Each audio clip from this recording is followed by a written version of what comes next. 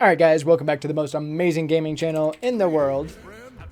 Hey, that actually works. Today we're going to be going over the Season 3 Khepri build. We'll just start on. If you haven't already, go follow the Twitch and Twitter down below. That'd be greatly appreciated.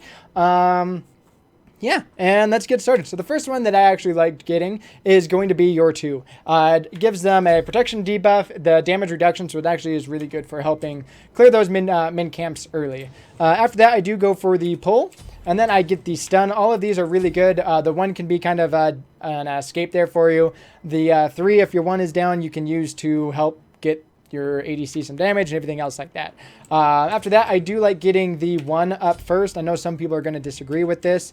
Upgrade the ult whenever possible.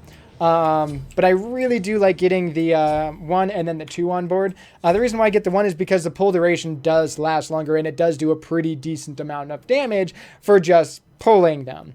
So it's very, very helpful, especially when you account in for your hitting them with your 2 and then you go in with your 1 because that reduces their protections. You start to pull them, and as soon as they get away, you go ahead and you throw your stun out. That's what makes Khepri's kit really, really good. So go ahead and finish off the 1 and then go into the 2.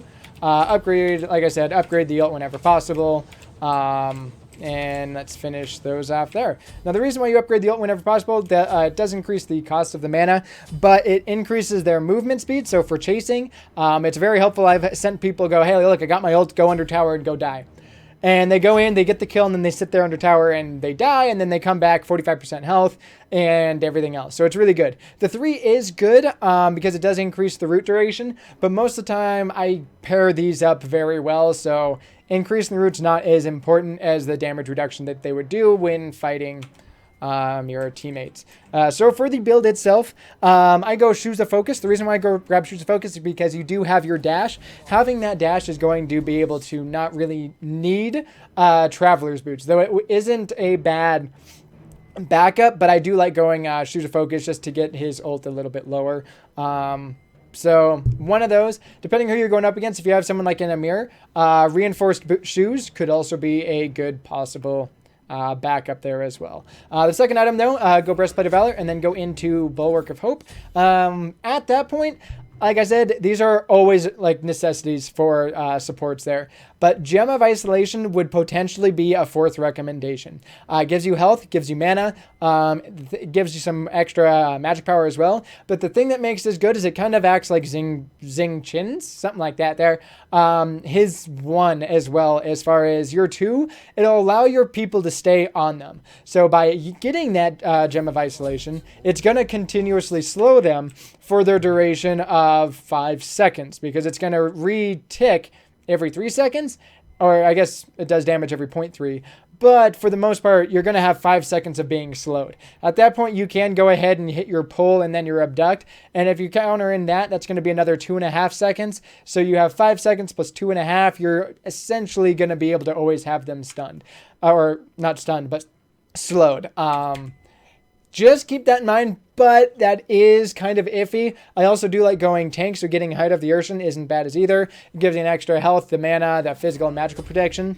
But keep in mind, at this point, even adding 30 protections onto both of those, you only have 173 and you only have 219? Yeah, 219. It's not bad, but I like to counter build more. I like to have more than just one item as a counter build. Because if you need, then you could go like Witchblade, you could go Midgardian Mail, Nemean Lion, wherever you'd actually need the protections. So this is a potential build. Gem of Ice, like I said, it's kind of situational, depending on who you have, things like that. Because, I mean, if you're going up against like a Loki, hitting them with slow isn't going to do shit because they'll hit your 1 and they'll be, well, removed from your slow. Height of the Urshan is usually a pretty good item on tanks just because it does give you the health, mana, and 65 magical and physical protections at max stacks. So you just got to kind of play with it a little bit. It's like I said, supports are really situational, and it's nothing super bad to not, like, you should just always at least, I like having at least 2 counter builds, but it's nothing super special. I don't know. I was kind of talking because I was focusing on the death there. Sorry, I apologize.